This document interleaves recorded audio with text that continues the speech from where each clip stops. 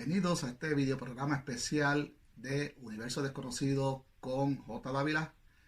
En esta ocasión quiero hacer un video de refutamiento a un personaje que hace unos años está por ahí por las redes sociales.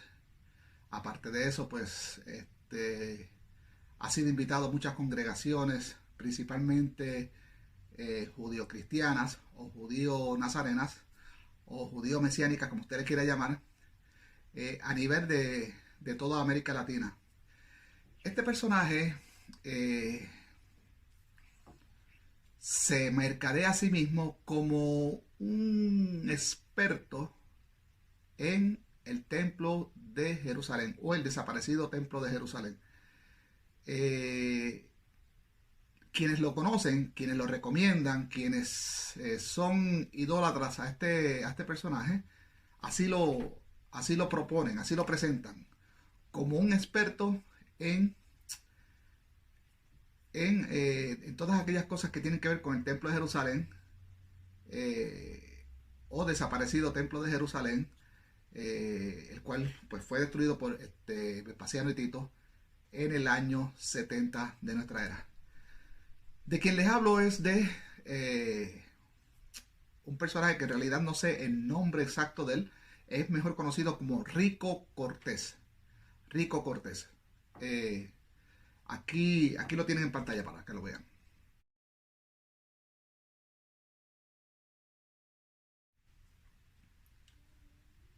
Bueno, pues voy a tomar uno de estos videos que vemos por ahí circulando en las redes sociales y vamos a evaluarlo y vamos a irlo refutando poco a poco, a ver si de verdad es un maestro, de verdad es alguien que podemos escuchar, o simplemente es alguien que se cree sus propias locuras, o se cree las locuras de los demás sin cuestionarlas. Entonces, una cosa más que quiero decir antes de comenzar el video es que no es lo mismo cuando uno de estos locos, así como este Rico Cortés, está hablando a una audiencia que lo tiene a él como líder y ellos son los seguidores.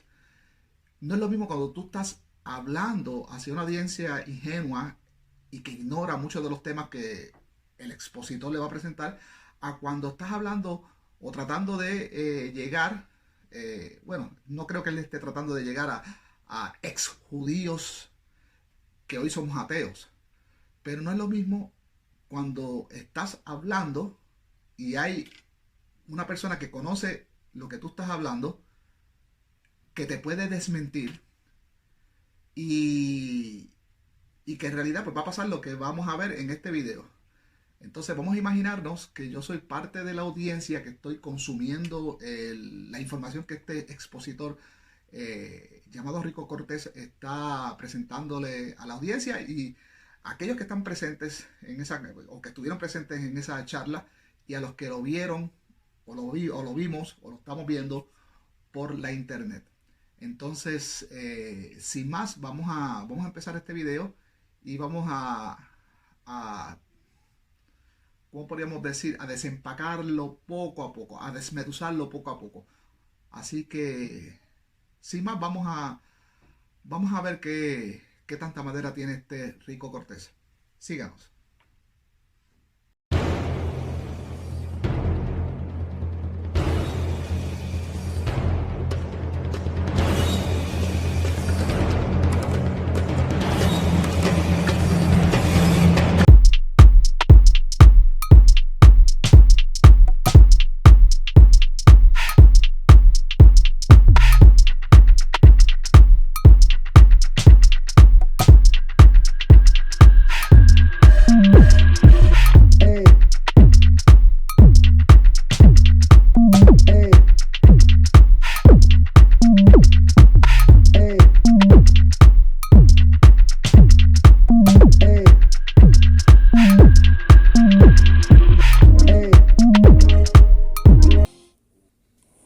Shalom a los hermanos de Teshuvah.tv, bienvenidos a nuestro estudio del día de hoy que se llama El vocabulario del templo en el Nuevo Testamento. nosotros vamos a estar cubriendo el tema del punto de vista de encontrar un vocabulario que ha sido descartado por los sistemas religiosos. No es que cuando yo hablo de cristianismo, de judaísmo, quiero hacer siempre esa salvedad, porque no quiero que vayan a pensar que estoy minimizando a las personas, sino que estamos tratando de hablar de los sistemas religiosos. Cada sistema religioso, cada denominación se enfoca en ciertas áreas, ciertas enseñanzas teológicas. Tú vas a una iglesia pentecostal, pues siempre se enfocan en algunas cosas todo el tiempo. Igual con el adventista y el bautista, lo que sea. Ok. Pero lo que nosotros queremos hacer es tratar de buscar un poco más información acerca de un área que ha sido descartada por la razón de que el templo, como fue destruido, pues obviamente ya eso ha pasado y no se necesita. Uno de los errores que nosotros cometemos, que me gustaría que consideremos siempre, es que la Biblia, cuando usted levanta su Biblia, las escrituras fueron escritas durante un tiempo específico, con una cultura, con unas expresiones idiomáticas, con un sistema religioso, con un sistema gubernamental, que nosotros en realidad no estamos al tanto de ello. Por ejemplo, si nosotros hacemos preguntas a una audiencia que no está al tanto del contexto del primer siglo y le pregunta ¿cuántos fariseos habían en el primer siglo? Cuando tú lees la Biblia, aparenta que todos eran fariseos, cuando en realidad solamente habían 5,000 o 6,000 fariseos. Y dentro de esos fariseos se encontraban 7 tipos de fariseos. Es como decir, está el católico, están los protestantes, pero dentro de los protestantes, ¿cuántas denominaciones hay? ¿Cuántos tipos de cristianos hay? Ok, el mismo problema. Entonces, dentro del fariseísmo se encontraba lo que son dos escuelas de fariseísmo. Se encuentran la casa de Shammai y la casa de Hillel. Ahora, cuando preguntamos si conocemos y entendemos cuáles eran los reglamentos o los decretos que la casa de Shammai y Hillel pasaron, porque la casa de Shammai, o en este caso Shammai, fue el vicepresidente del Sanedrín y Hillel fue el presidente del Sanedrín. Quiere decir que ellos eran los líderes de la Corte Suprema de Israel en ese tiempo. Quiere decir que ellos tenían lo que es poder legislativo o poder jurídico para poder interpretar la Biblia. Pero cuando leemos los evangelios no nos damos cuenta de esa dinámica, no sabemos de dónde salieron los fariseos, si se encontraban en el tiempo de Moisés o no, si se encontraban en el tiempo de Babilonia o no, cuándo salieron ellos, cuándo sacaron, quiénes eran los saduceos, qué creían, cuándo se originaron. ¿Ok? Entonces, cuando leemos, no hacemos una diferencia de quién eran los herodianos, quiénes eran los sicarios, quiénes eran los nazarenos, quiénes eran los saduceos, los fariseos, todos los grupos que... Aquí le voy a interrumpir, hasta ahora él va bien y concuerdo con lo que él está diciendo, excepto con los nazarenos. Los nazarenos no existían para el primer siglo. Eso es más, ni siquiera la ciudad de Nazaret existía en el primer siglo. Lo que sí existían eran los Netzarí, que eran aquellos que eran como Sansón, que tenían una promesa, ¿verdad? Era un precepto de la Torá donde no te podías cortar el cabello ni tomar vino durante cierto tiempo. En cuanto a lo demás, pues estamos bien. Ponen lo que es la dinámica del primer siglo. Que la audiencia lo hubiera entendido lo que se dice en los evangelios.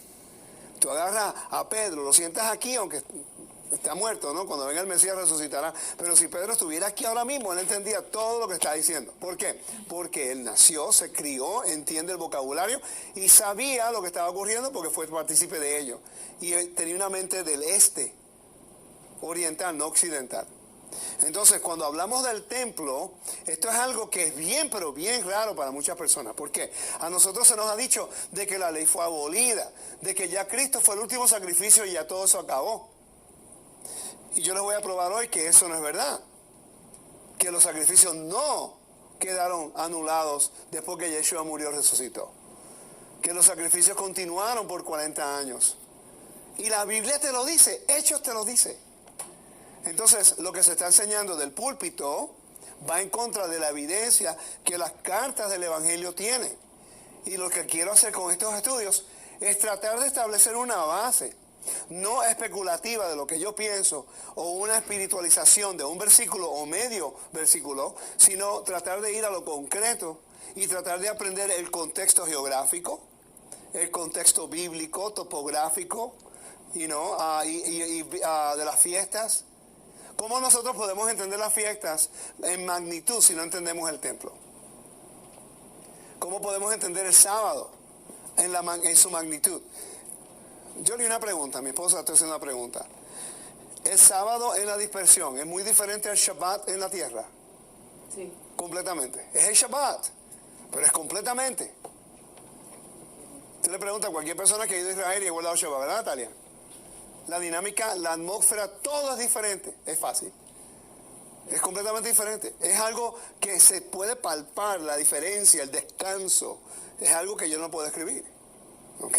Si estás en la tierra, vas a entender muchas cosas. La Biblia se convierte ahora en 3D. Ok, aquí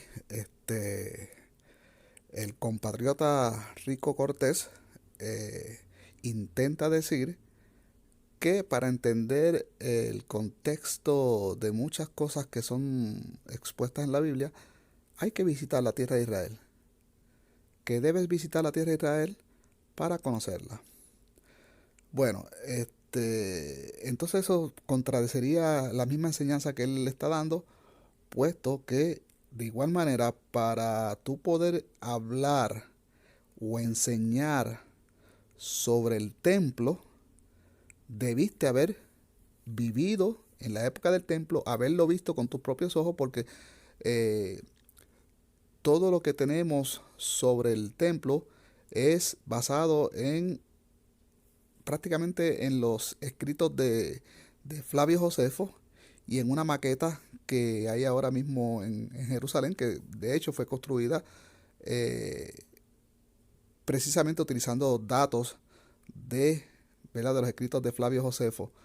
De hecho, vamos a ver lo que Wikipedia nos entrega sobre el templo. Vamos a verlo. La maqueta de Jerusalén del segundo templo. Este título, tengo que explicar el contexto extrasecular sobre el mismo.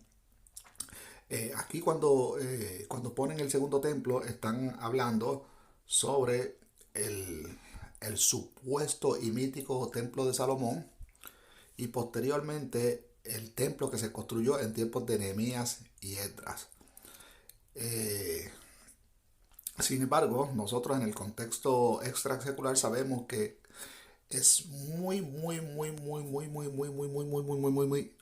probable que el templo de Salomón, el mítico templo de Salomón, o como Salomón mismo y sus caballerías y toda esa mitología que hay alrededor de su personaje, que no existieron. Entonces, sí sería un segundo templo en el concepto de que el primero pues vendría siendo el que construyeron Nehemías y Esdras, ¿verdad? Por Zorobabel. Y el segundo, la gran reconstrucción y renovación que hizo Herodes el Grande en el primer siglo. Entonces ya, bajo el contexto extrasecular, vamos a leer sobre esta maqueta, lo que nos entrega Wikipedia. La maqueta, con un área de 2.000 metros cuadrados, fue encargada en 1966 por Hans Kroch, el dueño de Holy Land Hotel, en memoria de su hijo Jacob, un soldado de la FDI que murió en la Guerra de Israel de Independencia en 1948.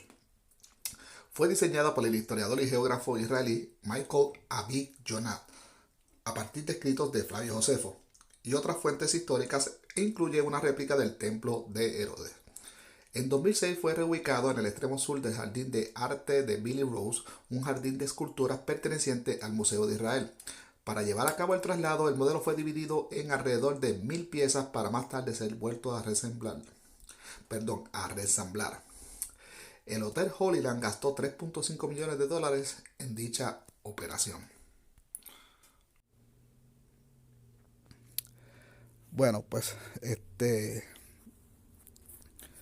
aquí vemos entonces que nadie sabe en realidad cómo era el templo. De hecho, siempre ha habido una contradicción para nosotros los escépticos cuando leemos el texto, puesto que siempre se había dicho de que el templo estaba en el monte Sión.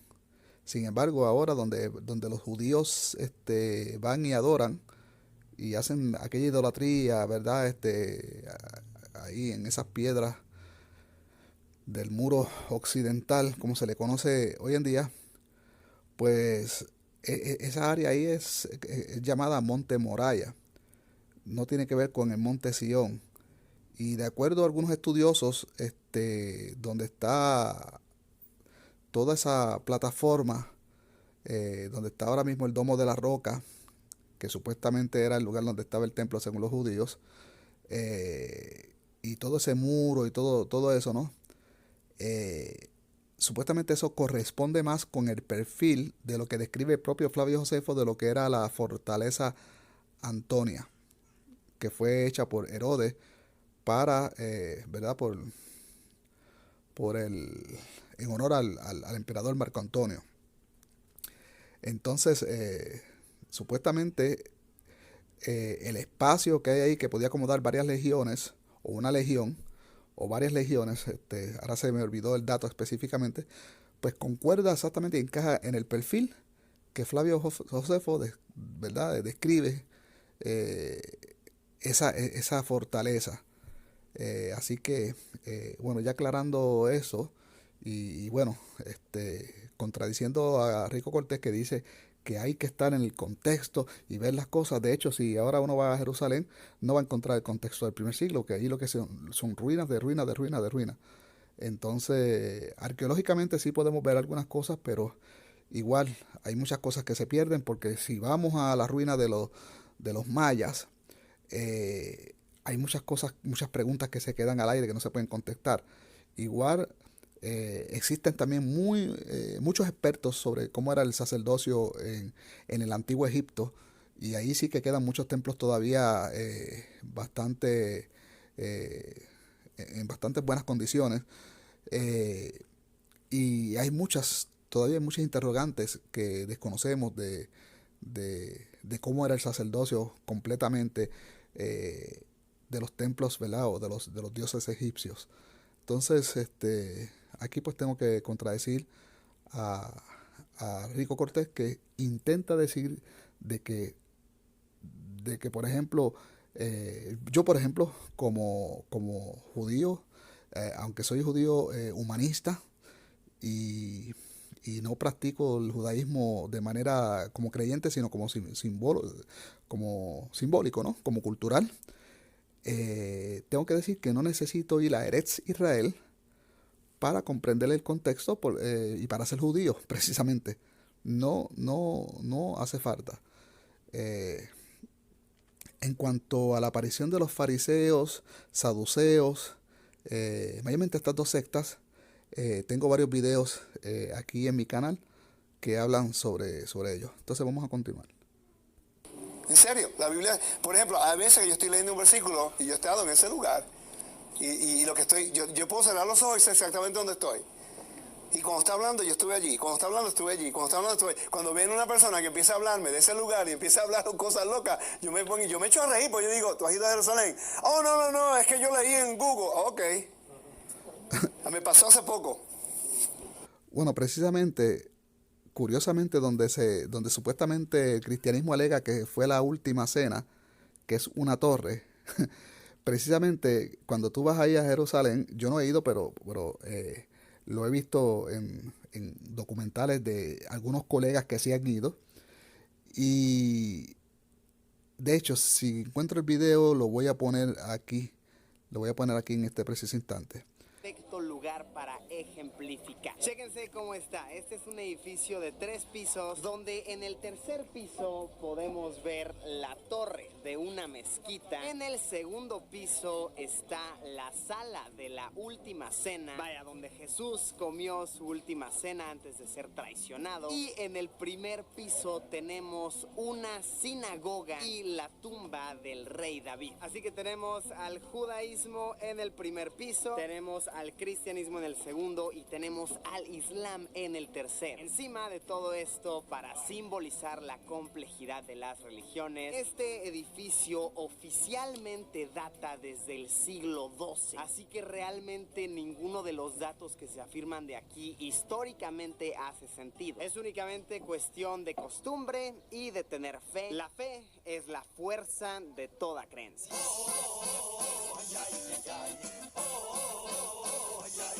Pero en este lugar, pues, ¿verdad? Las tres religiones abrahámicas reclaman el lugar como un lugar sagrado. Y bueno, entonces algo que va a decir ya mismo nuestro amigo Rico Cortés es que según el libro de Hechos, pues habla de una casa y él ahí va y va a desarrollarlo. Vamos a ver ya mismo. Él va a tratar de desarrollar una teología y encajarla y salir del paso, muy, ¿cómo podríamos decir? Muy común, en verdad, en los apologistas judío-cristianos. Y es eso, ¿no? Decir que supuestamente se metieron, según el libro de Hechos, ¿verdad? El autor, que metieron 3.000 personas en una casa, lo que él mismo encuentra absurdo. Y claro que es absurdo, pero entonces él trata de decir, no, que está hablando del templo. No, los autores mayormente el autor de aquí del libro de Hechos, sabe distinguir muy bien lo que es el templo, menciona el templo cuando hay que mencionarlo, y aquí está hablando de que es una casa. Aparte de que menciona esos 3.000, también habla un montón de cosas que son también igual de inverosímil, igual de absurdas, como por ejemplo cuando supuestamente el apóstol Pedro se dirigió a la gente y prácticamente dice todo lo que supuestamente dijo Pedro, tal palabra, como si hubiesen tenido una grabadora en aquel entonces. Y bien, bueno, vamos a seguir. Personas quieren hablar acerca de temas que nunca han ido a Israel, y hay algunos temas que si no estás en la tierra no lo vas a poder dominar bien. No es porque no hay recursos o no hay libros o no hay fotos, pero es una cosa tomar una foto y otra cosa estar en ese lugar para virar todo alrededor. ¿Me siguen? Y es muy diferente. Bueno, dejamos este encuentro José Dávila versus Rico Cortés hasta aquí. Esta vendría siendo la primera parte. Estén pendientes a la segunda parte de esta entrega. Vamos a seguir desmeduzando las enseñanzas de este colega expositor Rico Cortés, y vamos a estar procesándola, escaneando sus enseñanzas y analizando si son enseñanzas ciertas, si son de acuerdo a la superstición, si son enseñanzas que pueden ser o si podemos validarlas de acuerdo a la historia. Y en fin, tratar de separar lo que es mito, lo que se puede sacar bueno, ¿verdad? De este expositor compatriota nuestro, compatriota de J. Dávila, y ver que si de lo que está enseñando pues hay algo que se pueda decir, pues mira, por lo menos esto sí, esto no. Entonces de esto es lo que trata este video. Antes de irme les voy a dejar aquí con un video que les recomiendo, una conferencia les recomiendo que descarguen o lo puedan ver aquí en YouTube. Es de el director de arqueología de la Universidad de Tel Aviv, Israel Finkelstein, que él es judío humanista como este servidor. Escribió un libro demoledor, un bestseller en todo Israel y bueno, y fuera de Israel también. El libro se llama La Biblia Desenterrada, en su versión en español. Y lo particular de este libro, que lo ha llevado a dar conferencias como esta, que solo le voy a presentar unos segunditos nada más. Usted la busca, ahí está el título, lo busca por YouTube, y si lo quiere ver, pues lo ve en todo su contexto. Ningún escolar, ¿verdad? Ningún académico, ya sea cristiano, judío o ningún apologista se ha atrevido a ¿cómo podríamos decir? A invalidar las cosas que se dicen en este libro, que este libro es prácticamente un reporte de la arqueología bíblica, lo que se ha encontrado, lo que no se ha encontrado y las conclusiones a las que llegan los académicos más objetivos, de acuerdo pues a los hallazgos de la arqueología. Entonces, de paso está decirle que en conclusión pues no hay evidencia del supuesto templo de Salomón. Si rastreamos, sí hay evidencia, ¿verdad?, de lo que fue el único templo que se ha construido, que fue en tiempos de Nehemías y Esdras, y posteriormente la renovación que tuvo el templo en manos del verdadero rey y constructor de toda, ¿verdad?, de toda Judea, que es, pues, o que fue, ¿verdad?, Herodes el Grande, quien puso a Judea en otro nivel, en un nivel a nivel, ¿verdad?, provincia romana. Entonces lo dejamos hasta aquí. Esté pendiente a la segunda entrega de este video. Me va a tomar varios videos hacer este proyecto de argumentar contra los contra todo el material que encuentre sobre este personaje, Rico Cortés,